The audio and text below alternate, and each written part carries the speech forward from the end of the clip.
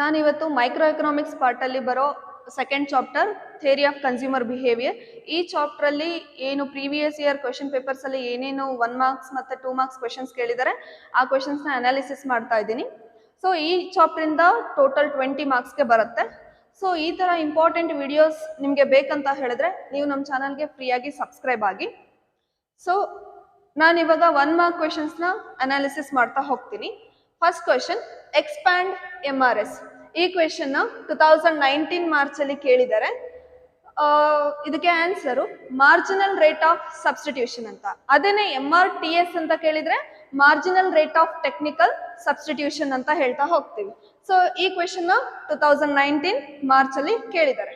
Then second question, the equation of budget line is.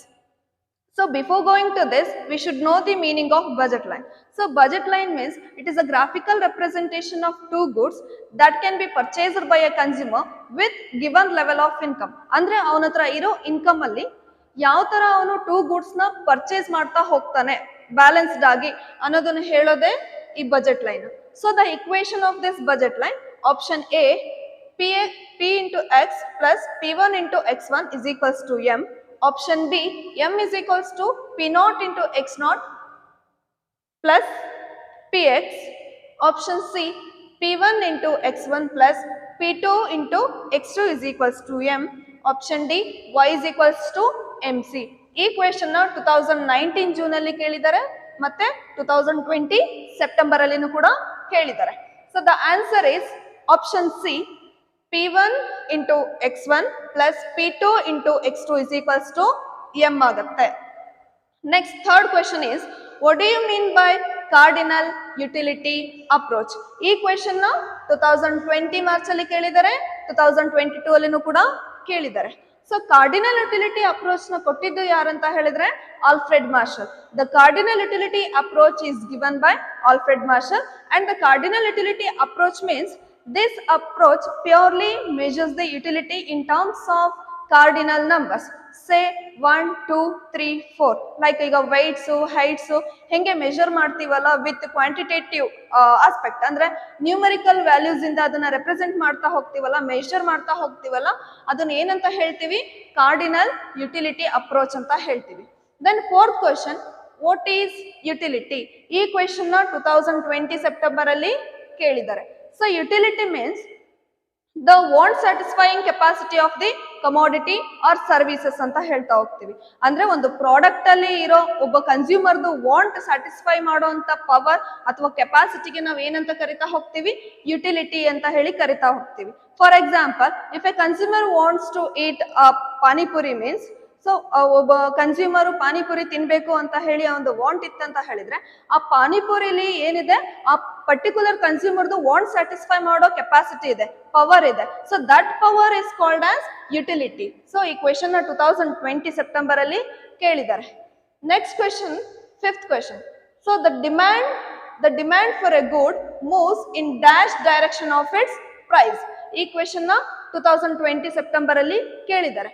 So demand ಮತ್ತೆ price ಅನ್ನೋ variables ನ ನೋಡಿದ ತಕ್ಷಣ ನಮ್ಗೆ ಗೊತ್ತಾಗಬೇಕು ಇದು ಲಾ ಆಫ್ ಡಿಮ್ಯಾಂಡ್ ಗೆ ರಿಲೇಟೆಡ್ ಆಗಿರುವಂತ ಕ್ವೆಶನ್ ಅಂತ. ಸೊ ನಮ್ಗೆ ಲಾ ಆಫ್ ಡಿಮ್ಯಾಂಡ್ ಗೊತ್ತು. when the price increases, demand decreases. when the price decreases, demand increases. So ಇಲ್ಲಿ ಏನ್ ಹೇಳ್ತಿದ್ದಾರೆ? the demand for a good moves in dash direction of its price. ಯಾವಾಗ್ಲೂ demand price ನ opposite direction ಅಲ್ಲೇ move ಆಗುತ್ತೆ. Because the relationship between price and demand is inverse. Always inverse relationship ಇರೋದು, opposite direction ಅಲ್ಲೇ move ಆಗ್ತಾ ಹೋಗುತ್ತೆ. Okay, so this is what answer is opposite direction. ಈ question 2020 September ಅಲ್ಲಿ ಕೇಳಿದ್ದಾರೆ. Then sixth question, the shape of an indifference curve is. Option A, convex to the origin. Option B, vertical. Option C, concave to the origin. Option D, horizontal. ಈ question 2022 ಅಲ್ಲಿ ಕೇಳಿದ್ದಾರೆ. So ನಮ್ಗೆ indifference curve ಅಂದ್ರೆ ಗೊತ್ತು. So when A consumer consume 2 goods which gives equal level of satisfaction or equilibrium of satisfaction ಅಂತ ಹೇಳ್ತೀವಿ. So this curve is also known as iso-utility curve. ಈ question 2022 ಅಲ್ಲಿ ಕೇಳಿದ್ದಾರೆ. So answer is option A, convex to the origin. Next question, 7th one. As income increases, the demand curve for normal goods shift towards dash. ಇಲ್ಲಿ ಏನ್ ಕೇಳ್ತಾ ಇದ್ದಾರೆ ಅಂತ ಹೇಳಿದ್ರೆ normal goods ಬಗ್ಗೆ ಕೇಳಿದ್ದಾರೆ. ಸೊ ಈ ಚಾಪ್ಟರ್ ಅಲ್ಲಿ ನಾರ್ಮಲ್ ಗೂಡ್ಸ್ ಮತ್ತೆ ಇನ್ಫೀರಿಯರ್ ಗೂಡ್ಸ್ ಬಗ್ಗೆನೇ ಪದೇ ಪದೇ ಕ್ವೆಶನ್ಸ್ ನ ರೈಸ್ ಮಾಡ್ತಾನೆ ಹೋಗಿದ್ದಾರೆ. ಇದರಲ್ಲಿ ನಾರ್ಮಲ್ ಗೂಡ್ಸ್ ಅಂದ್ರೆ ಫಸ್ಟ್ ನಾವು ಮೀನಿಂಗ್ ತಿಳ್ಕೋಬೇಕು. When income of the consumer increases, when a income of the consumer increases, the demand for the goods also increases. When the income of the consumer decreases, the demand for the good is also decreases ಅಂತ ಹೇಳ್ತಾರೆ. ಅಂತ goods ಗಳಿಗೆ ಏನಂತ ಕರಿತೀವಿ? Normal goods ಅಂತ ಕರಿತೀವಿ. ಯಾವಾಗ consumer income increase ಆಗ್ತಾ ಹೋಗುತ್ತೆ, the demand for those goods ಅಂದ್ರೆ demand for those goods also increases. Goods demand ಕೂಡ ಇನ್ಕ್ರೀಸ್ ಆಗ್ತಾ ಹೋಗುತ್ತೆ. When the income of the consumer decreases, consumer income decrease ಆಗ್ತಾ ಹೋದಾಗೆ ಡಿಮ್ಯಾಂಡ್ ಫಾರ್ ದೋಸ್ ಗೂಡ್ಸ್, ಆ goods demand ಕೂಡ ಡಿಕ್ರೀಸ್ ಆಗ್ತಾ ಹೋಗುತ್ತೆ. ಸೊ ಆ ತರ ಗೂಡ್ಸ್ ಏನಂತ ಕರಿತೀವಿ? ನಾರ್ಮಲ್ ಗೂಡ್ಸ್ ಅಂತ ಕರಿತೀವಿ. ಈ ಕ್ವೆಶನ್ ಅಲ್ಲಿ ಏನ್ ಕೇಳಿದ್ದಾರೆ?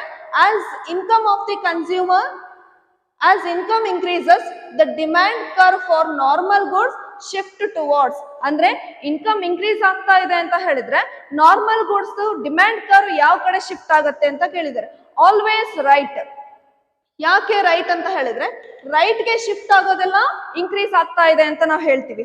ಅದನ್ನೇ ಲೆಫ್ಟ್ ಗೆ ಯಾವಾಗ ಶಿಫ್ಟ್ ಆಗುತ್ತೆ? When income of the consumer decreases, the demand curve of normal goods towards left ಗೆ, ಯಾವಾಗ್ಲೂ ಲೆಫ್ಟ್ ಗೆ ಶಿಫ್ಟ್ ಆಗ್ತಾ ಹೋಗುತ್ತೆ. When income of the consumer decreases. ಇಲ್ಲಿ ಕೇಳಿರೋದು income of the consumer increase ಆಗ್ತಾ ಇದೆ ಅಂತ ಹೇಳಿದ್ರೆ demand curve for normal goods ಯಾವ ಕಡೆ ಶಿಫ್ಟ್ ಆಗುತ್ತೆ? ರೈಟ್ ಸೈಡ್ ಗೆ ಶಿಫ್ಟ್ ಆಗ್ತಾ ಹೋಗುತ್ತೆ. ಇದೆಲ್ಲದನ್ನು 1 ಮಾರ್ಕ್ ಕ್ವೆಶನ್ಸ್ 2019 ಇಂದ 2022 ವರೆಗೆ ಕೇಳಿರೋದು. ನಾವು 2 marks questions. What is monotonic preference? So ಈ ಕ್ವೆಶನ್ 2019 ಮಾರ್ಚ್ ಅಲ್ಲಿ ಕೇಳಿದ್ದಾರೆ, 2020 ಸೆಪ್ಟೆಂಬರ್ ಅಲ್ಲಿ ಕೇಳಿದ್ದಾರೆ. ಸೊ ಮೋನೋಟೋನಿಕ್ ಪ್ರಿಫರೆನ್ಸ್ ಅಂತ ಹೇಳಿದ್ರೆ ಅ ರ್ಯಾಷನಲ್ ಕನ್ಸ್ಯೂಮರ್. ಸೊ ಫಸ್ಟ್ ನಾವು ರ್ಯಾಷನಲ್ ಕನ್ಸ್ಯೂಮರ್ ಯಾರು ಅಂತ ತಿಳ್ಕೋಬೇಕು. ರ್ಯಾಷನಲ್ ಕನ್ಸ್ಯೂಮರ್ ಅಂತ ಹೇಳಿದ್ರೆ the person one who consume the goods in a rational way. Means rational ಆಗಿ ಯಾರು ಪರ್ಚೇಸ್ ಮಾಡ್ತಾ ಹೋಗ್ತಾರೆ, ಕನ್ಸ್ಯೂಮ್ ಮಾಡ್ತಾ ಹೋಗ್ತಾರೆ ಅಂತ ಒಬ್ಬ ಕನ್ಸ್ಯೂಮರ್ಗೆ ಏನಂತ ಹೇಳ್ತೀವಿ? ರ್ಯಾಷನಲ್ ಕನ್ಸ್ಯೂಮರ್ ಅಂತ ಹೇಳ್ತೀವಿ. ಫಾರ್ ಎಕ್ಸಾಂಪಲ್, ಎ ಅನ್ನೋ ಕಾರು ಬಿ ಅನ್ನೋ ಕಾರ್ಗಿಂತ ಚೀಪ್ ಆಗಿ ಸಿಗತ್ತೆ ಅಂತ ಹೇಳಿದ್ರೆ ಕನ್ಸ್ಯೂಮರು ಎ ಕಾರ್ನೇ ಪರ್ಚೇಸ್ ಮಾಡ್ತಾನೆ, with same quality, with same features ಎಲ್ಲಾನು ಇತ್ತು ಅಂತ ಹೇಳಿದ್ರೆ. ಬಟ್ ಪ್ರೈಸ್ ಅಲ್ಲಿ ಮಾತ್ರ ಚೇಂಜಸ್ ಆಗುತ್ತೆ. ಎ ಅನ್ನೋ ಕಾರು ಕಡಿಮೆ ಪ್ರೈಸ್ ಇದೆ, ಬಿ ಅನ್ನೋ ಕಾರು ಜಾಸ್ತಿ ಪ್ರೈಸ್ ಇದೆ compare to a car. So ಅವಾಗ ಯಾವ್ದನ್ನ ಪರ್ಚೇಸ್ ಮಾಡ್ತಾ ಹೋಗ್ತಾರೆ? ಎ ಕಾರ್ನ ಪರ್ಚೇಸ್ ಮಾಡ್ತಾನೆ. ಅವನ್ಗೆ ಏನಂತ ಕರಿತೀವಿ? ರ್ಯಾಷನಲ್ ಕನ್ಸ್ಯೂಮರ್ ಅಂತ ಕರಿತೀವಿ. ಸೊ ಇಲ್ಲಿ ಮೋನೋಟೋನಿಕ್ ಪ್ರಿಫರೆನ್ಸ್ ಬಗ್ಗೆ ಕೇಳಿದ್ದಾರೆ. ಸೊ ಮೋನೋಟೋನಿಕ್ ಪ್ರಿಫರೆನ್ಸ್ ಅಂತ ಹೇಳಿದ್ರೆ when a rational consumer always prefer more of a good which gives high level of satisfaction or higher level of satisfaction. ಅಂದ್ರೆ ಒಬ್ಬ ರ್ಯಾಷನಲ್ ಕನ್ಸ್ಯೂಮರ್ ಯಾವಾಗ್ಲೂ ಜಾಸ್ತಿ ಸ್ಯಾಟಿಸ್ಫ್ಯಾಕ್ಷನ್ ಕೊಡುವಂತ ಗೂಡ್ಸ್ ನೇ ಪರ್ಚೇಸ್ ಮಾಡ್ತಾ ಹೋಗ್ತಾನೆ. ಆ ತರ ಒಂದು ಬಿಹೇವಿಯರ್ಗೆ ಏನಂತ ಕರಿತೀವಿ? ಮೋನೋಟೋನಿಕ್ ಪ್ರಿಫರೆನ್ಸ್ ಅಂತ ಹೇಳಿ ಕರಿತಾ ಹೋಗ್ತೀವಿ. ಸೊ ಈ ಕ್ವೆಶನ್ 2019 ಮಾರ್ಚ್ ಮತ್ತೆ 2020 ಸೆಪ್ಟೆಂಬರ್ ಅಲ್ಲಿ ಕೇಳಿದ್ದಾರೆ. Second question, mention 2 different approaches which explain consumer behavior. ಈ ಕ್ವೆಶನ್ 2019 ಮಾರ್ಚ್ ಅಲ್ಲಿ ಕೇಳಿದ್ದಾರೆ. ಅಂದ್ರೆ ಈ ಕ್ವೆಶನ್ ಏನ್ ಹೇಳ್ತಾ ಇದೆ ಅಂತಂದ್ರೆ, ಈಗ ಕನ್ಸ್ಯೂಮರ್ ಬಿಹೇವಿಯರ್ ನ ಸ್ಟಡಿ ಮಾಡ್ಲಿಕ್ಕೆ ಯಾವ ಯಾವ ಡಿಫ್ರೆಂಟ್ ಅಪ್ರೋಚಸ್ ಇದಾವೆ, 2 ಡಿಫ್ರೆಂಟ್ ಅಪ್ರೋಚಸ್ ಯಾವುದು ಅಂತ ಕೇಳಿದ್ದಾರೆ. ನಮಗೆ ಗೊತ್ತು. ಸೊ ಕನ್ಸ್ಯೂಮರ್ ಬಿಹೇವಿಯರ್ ನ ಅನಾಲಿಸಿಸ್ ಮಾಡಕ್ಕೆ there are 2 approaches. First one, cardinal utility approach. Second one, ordinal utility approach. So cardinal utility approach ಅನ್ನೋದನ್ನ 1 ಮಾರ್ಕ್ ಕ್ವೆಶನ್ ಅಲ್ಲಿ ಆಲ್ರೆಡಿ ಕೇಳಿದ್ದಾರೆ. ಓಕೆ, 2020 ಮಾರ್ಚ್ ಮತ್ತೆ 2022 ಅಲ್ಲಿನೂ ಕೂಡ ಅದನ್ನ ಕೇಳ್ತಾ ಹೋಗಿದ್ದಾರೆ. ಕಾರ್ಡಿನಲ್ ಯುಟಿಲಿಟಿ ಅಪ್ರೋಚ್ ಕೊಟ್ಟಿದ್ಯಾರು ಅಂತ ಹೇಳಿದ್ರೆ Alfred marshal. Cardinal utility approach ಅಂತ ಹೇಳಿದ್ರೆ utility can be measured with the help of cardinal number, say 1 2 3 4. And ordinal approach means ordinal approach is given by J.R. Hicks and R.G.D. Allen, and here they expressed that utility can't be measured but it can be ranked anta heltare.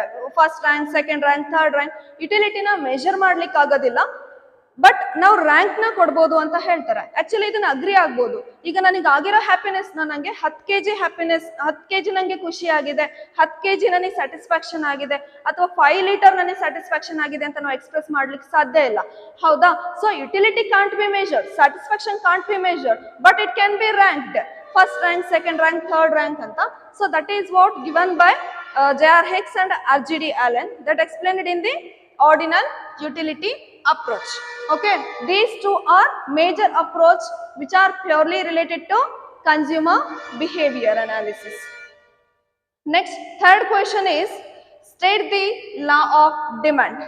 So 2019 June alli kelidare, 2020 March alli kelidare, 2020 September alli kelidare. So law of demand, so the law of demand anta helidre illi two variables baratte, demand and price.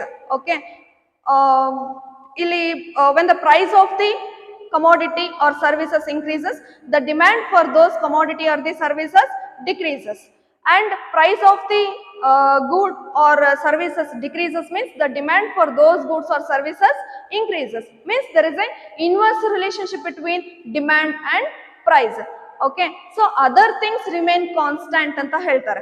So ಬೇರೆ ಎಲ್ಲ factors constant ಆಗಿರ್ತವೆ. So ಇದಕ್ಕೆ ಒಂದು term ಏನಂತ ಕರಿತೀವಿ ಅಂತ ಹೇಳಿದ್ರೆ ಸಿಟರಸ್ paribus ಅಂತ ಕರಿತೀವಿ. What do you mean by ceteris paribus ಅಂತ ಹೇಳಿದ್ರೆ ಅದರ್ ಥಿಂಗ್ಸ್ ರಿಮೇನ್ ಕಾನ್ಸ್ಟೆಂಟ್ ಅಂತ ಹೇಳ್ತಾ ಹೋಗ್ಬೇಕು. ಓಕೆ, ಈ ಕ್ವೆಶನ್ ನ 3 ಟೈಮ್ಸ್ ಕೇಳಿದ್ದಾರೆ 2019 ಇಂದ 2020 ವರೆಗೆ. 2019 ಜೂನ್ ಅಲ್ಲಿ, 2020 ಮಾರ್ಚ್ ಅಲ್ಲಿ, 2020 ಸೆಪ್ಟೆಂಬರ್ ಅಲ್ಲಿ. Then fourth question, what do you mean by inferior goods? Give example. ಈ ಕ್ವೆಶನ್ ನ 2019 ಜೂನ್ ಅಲ್ಲಿ ಕೇಳಿದ್ದಾರೆ, 2020 ಸೆಪ್ಟೆಂಬರ್ ಅಲ್ಲಿ ಕೇಳಿದ್ದಾರೆ, 2022 ಅಲ್ಲಿನೂ ಕೂಡ ಕೇಳ್ತಾ ಹೋಗಿದ್ದಾರೆ. ಸೊ ಇನ್ಫೀರಿಯರ್ ಗೂಡ್ಸ್ ಅಂತ ಅಂದ್ರೆ ಪದೇ ಪದೇ ಕೇಳಿರೋದಂದ್ರೆ ಇನ್ಫೀರಿಯರ್ ಗೂಡ್ಸ್ ಮತ್ತೆ ನಾರ್ಮಲ್ ಗೂಡ್ಸ್ ಬಗ್ಗೆನೇ questions.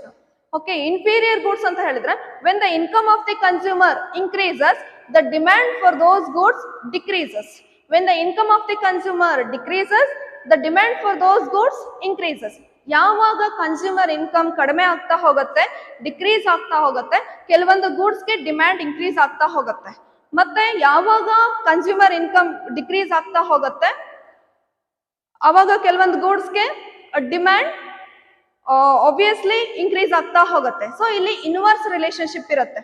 Okay, so for example finger millet, foxtail millet, so ಇದೇನೆಲ್ಲ ಏನಂತ ಕರಿತೀವಿ, ಇನ್ಫೀರಿಯರ್ ಗೂಡ್ಸ್ಗೆ ಎಕ್ಸಾಂಪಲ್ ಅಂತ ಹೇಳ್ಬೋದು. ಅಂದ್ರೆ ಯಾವಾಗ ನನ್ನ ಇನ್ಕಮ್ ಕಡಿಮೆ ಆಗ್ತಾ ಹೋಗುತ್ತೆ ಅವಾಗ ನಾನು ಸುಪೀರಿಯರ್ ಗೂಡ್ಸ್ ನ ಪ್ರಿಫರ್ ಮಾಡಲ್ಲ, ನಾರ್ಮಲ್ ಗೂಡ್ಸ್ ನ ಪ್ರಿಫರ್ ಮಾಡಲ್ಲ. ಯಾವುದು ತುಂಬಾ ನನ್ನ ಇನ್ಕಮ್ ಲೆವೆಲ್ಗೆ ಅಫೋರ್ಡಬಲ್ ಆಗಿರುತ್ತೆ ಅದನ್ನ ಮಾತ್ರ ಪ್ರಿಫರ್ ಮಾಡ್ತಾ ಹೋಗ್ತೀನಲ್ಲ, ಸೊ ಆ ತರ ಗೂಡ್ಸ್ ಏನಂತ ಕರಿತೀನಿ ನಾನು, ಇನ್ಫೀರಿಯರ್ ಗೂಡ್ಸ್ ಅಂತ ಹೇಳ್ತೀನಿ. ಸೊ ಇಲ್ಲಿ ಡಿಮ್ಯಾಂಡ್ಗೆ ಮತ್ತೆ ಇನ್ಕಮ್ಗೆ ಇನ್ವರ್ಸ್ ರಿಲೇಶನ್ಶಿಪ್ ಇರುತ್ತೆ. ಇಲ್ಲಿ ಕನ್ಸ್ಯೂಮರ್ ಇನ್ಕಮ್ ಇನ್ಕ್ರೀಸ್ ಆಗ್ತಾ ಇದೆ ಅಂದಾಗ ಅಲ್ಲಿ demand for these goods decrease ಆಗ್ತಾ ಹೋಗುತ್ತೆ. ಯಾಕೆ ಅಂತ ಹೇಳಿದ್ರೆ ನನಗೆ ಇನ್ಕಮ್ ಇನ್ಕ್ರೀಸ್ ಆಗ್ತಾ ಇದೆ ಅಂತಂದ್ರೆ ನಾನು ಇನ್ಫೀರಿಯರ್ ಗೂಡ್ಸ್ ನ ಪ್ರಿಫರ್ ಮಾಡಲ್ಲ, ಸುಪೀರಿಯರ್ ಗೂಡ್ಸ್ ನ ಪ್ರಿಫರ್ ಮಾಡ್ತೀನಿ, ಇಲ್ಲ ನಾರ್ಮಲ್ ಗೂಡ್ಸ್ ನ ಪ್ರಿಫರ್ ಮಾಡ್ತೀನಿ. ಅದಕ್ಕೋಸ್ಕರ ಇನ್ಫೀರಿಯರ್ ಗೂಡ್ಸ್ ಡಿಮ್ಯಾಂಡ್ ಡಿಕ್ರೀಸ್ ಆಗ್ತಾ ಹೋಗುತ್ತೆ. ಅದೇನೆ ಇನ್ಕಮ್ ನಂದು ಡಿಕ್ರೀಸ್ ಆಗ್ತಾ ಇದೆ ಅಂತ ಹೇಳಿದ್ರೆ ಇನ್ಫೀರಿಯರ್ ಗೂಡ್ಸ್ ಡಿಮ್ಯಾಂಡ್ ಇನ್ಕ್ರೀಸ್ ಆಗ್ತಾ ಹೋಗುತ್ತೆ. Okay, this is what inferior goods. And examples ಬಂತು ಅಂತ ಹೇಳಿದ್ರೆ finger millet, foxtail millet, so ಇದೆಲ್ಲ ಏನಂತ ಹೇಳಿದ್ರೆ example for inferior goods. Fifth question is, what are the difference between budget line and budget set? ಈ question ನ 2020 March ಅಲ್ಲಿ ಕೇಳಿದ್ದಾರೆ. ಸೊ ಬಜೆಟ್ ಲೈನ್ ಅಂತ ಹೇಳಿದ್ರೆ it is a graphical representation of two goods that can be purchase by A consumer with given level of income. ಅಂದ್ರೆ ಅವನ ಹತ್ರ ಇರೋ ಇನ್ಕಮ್ ಅಲ್ಲಿ ಯಾವೆಲ್ಲ ಕಾಂಬಿನೇಷನ್ ಅಲ್ಲಿ ಅವನು 2 ಗೂಡ್ಸ್ ನ ಪರ್ಚೇಸ್ ಮಾಡ್ತಾ ಹೋಗ್ತಾನೆ ಅಂತ ಹೇಳೋದೇ ಈ ಬಜೆಟ್ ಲೈನ್ ಇರುತ್ತೆ. ಬಜೆಟ್ ಸೆಟ್ ಅಂತ ಹೇಳಿದ್ರೆ group of budget lines, set of budgets, budget lines aggregatively called as budget set ಅಂತ ಹೇಳಿ ಕರಿತಾ ಹೋಗ್ತೀವಿ. ಸೊ ಈ ಕ್ವೆಶನ್ 2020 ಮಾರ್ಚ್ ಅಲ್ಲಿ ಕೇಳಿದ್ದಾರೆ. Thank you.